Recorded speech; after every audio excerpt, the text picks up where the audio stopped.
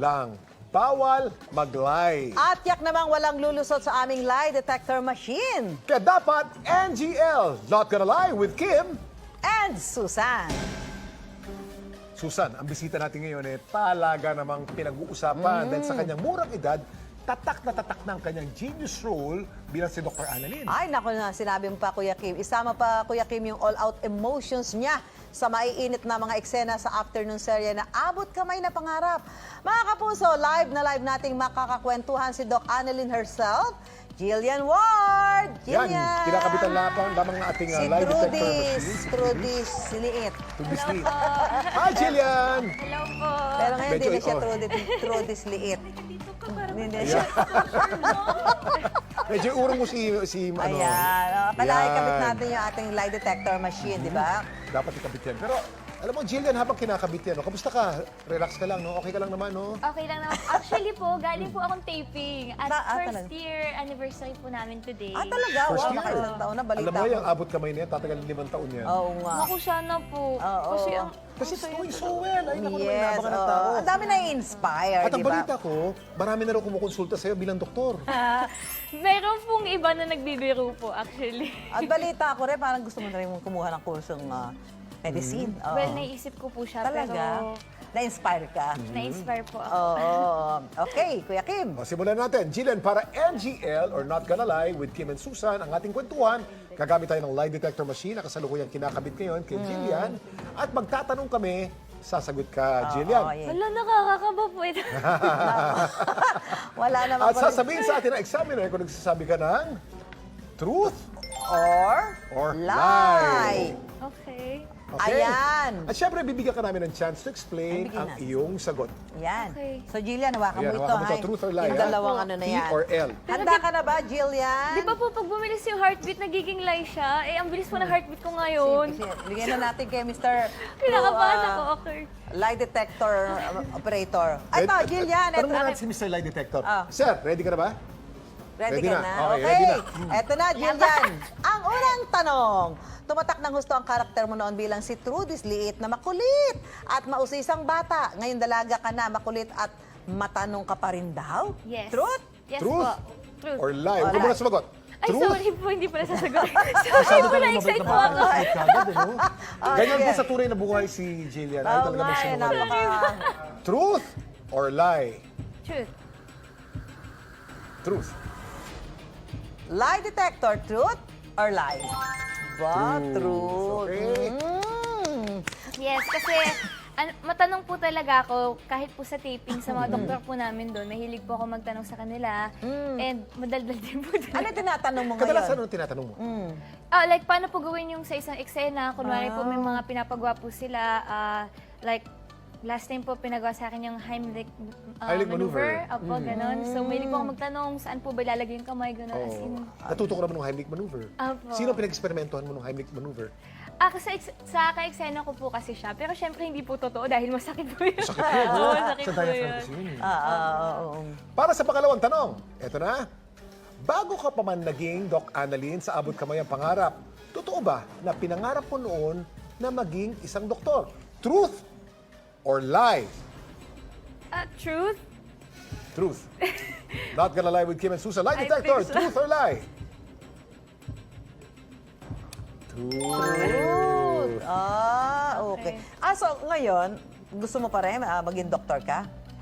Ngayon po medyo naiisip ko po siya kasi sabi po sa akin nung medical consultant po namin, doktor po namin sa taping na pwede daw po yung memorization skills ko sa field po nila. Talaga? Kasi kailangan- So Marami medyo may nakasidr ko po memorizing siya. Oo, syempre Eh, kung kailangan. tatanungin ka ngayon, no, ngayong artista ka na at sikat ka na, papi, pababalikin ka, gusto mo maging doktor o maging artista?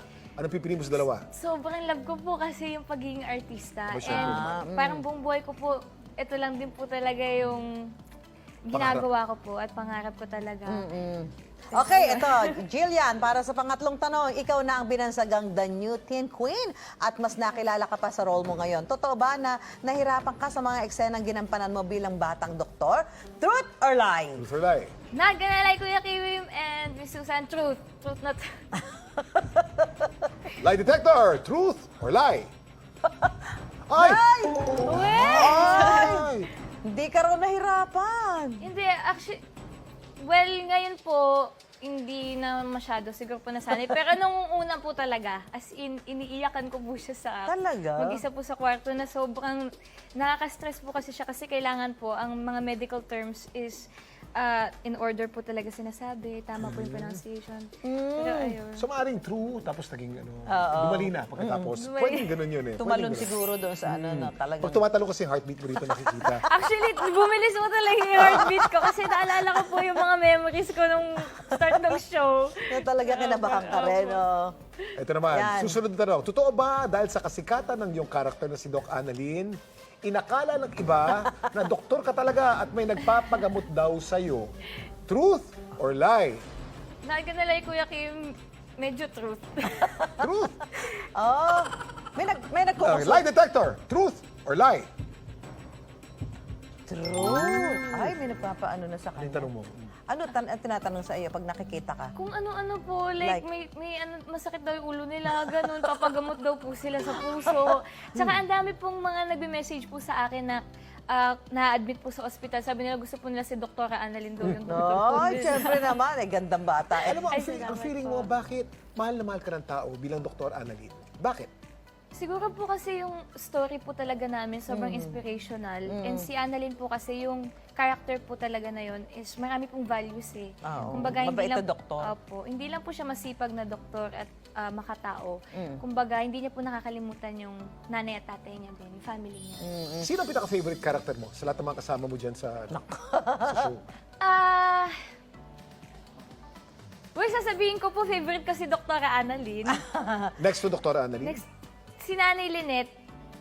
Feeling ko po si Nanay Lynette. Nanay Lynette. Lagi po ako natatouch sa Oh, Jillian, siyempre may tanong kami tungkol sa love life mo. Aba! Naku, sa dami ng boys na umaaligid sa iyo doon sa afternoon drama na Abot Kamay na Pangarap. Marami na rin daw ang nililigaw sa iyo sa totoong buhay. Real life. Truth or lie? Truth or lie? lie.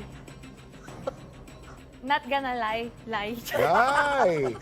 Okay, lie detector. Truth or lie? Ay, Lie.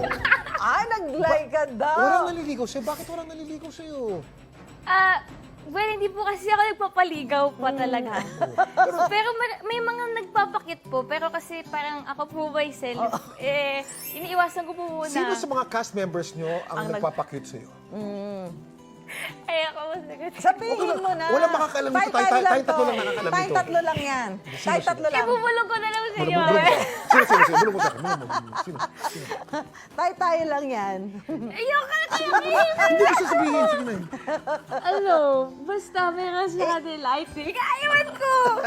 Ayaw talaga magsalita. Pinapayagan ka naman ng mami mo magka-boyfriend.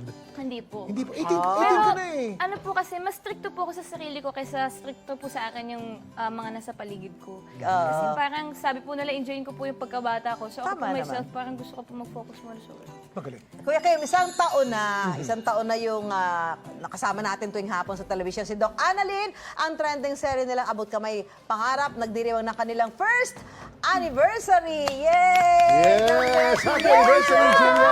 Thank you for joining us and thank happy you po. anniversary, Doc. Sige, diyan ka lang. Like your Madami akong... Thank you. Of course, happy anniversary! Happy anniversary! Happy anniversary, Jillian! At sa mga kasama mo sa Abot Kamay na Pangarap, happy anniversary sa inyong lahat! Congratulations! Ayan. I'll help you. Doc Ako Annalyn, eh, tingnan niyo po, hindi ako Diyan mo ka lang dyan, si Patricia ang bahala sa'yo. Marami po kasi nakapulupot kay Jillian. Kailangan Thank you natin. so much po. How are you feeling right now? Naka 1 year na kayo. Sobrang saya ko po, Kuya Kim, kasi sabi ko nga po parate, sa 13 years ko po sa industry, ito po yung pinakamasayang set ko talaga. Talaga. As in, At lahat malayo po pa. sila. Opo. malayo Minsan pa. nga po pag naisip ko po yung bonding namin, minsan naiyak talaga ako kasi parang family po talaga kami sa tape. Oh, syempre, tagal nyo na eh. No? Talaga magkakaroon na kayo ng ganun ka-intact na relasyon. Oo. Jillian, maraming salamat sa katotohanan at yung tapang na pagsagot sa aming mga tanong. Ito ang Yan, cake. Galing sa Congratulations! aming lahat. And Happy more first anniversary. power. Maraming salamat. Okay bang kainin yan, Doc Annalyn? Masama ba sa kalusugan pag kinain namin yung cake? Kapag po sobra, marami po mga pwedeng mangyari sa health natin. So, pag kumakain po tayo, everything in lang. moderation. Ay, ano pa ba ang abangan sa buhay ni Doc Annalyn? Naku, sobrang dami po. Katulad po sa mga latest episodes po namin, titingnan po natin kung kakampihan na po ba ni Zoe si Annalyn or kakampihan niya po ang nanay niyang si Mamoy. Yun, abangan niyo yan. Oo. Okay, maraming salamat, Jillian. Isang malaking karangalan na nandito ko ngayon. It's so refreshing na makasama po natin si Jillian. Mga kapuso, di ba mas masarap ang kwentuhan kung laging sa totoo lang? Kaya wag ka, not gonna lie with Kim. And Susan!